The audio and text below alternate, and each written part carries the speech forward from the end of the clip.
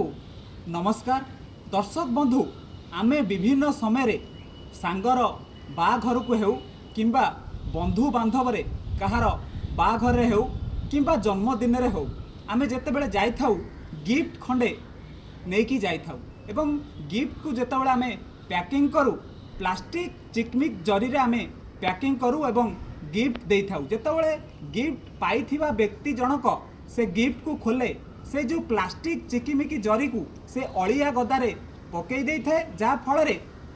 परिवेश प्रदूषित हुए एवं वर्ष वर्ष धरी ताहा विघटित हुए नहीं। तो आपण मानकु ए वीडियो माध्यम रे मु निवेदन करने को चाहिए आपण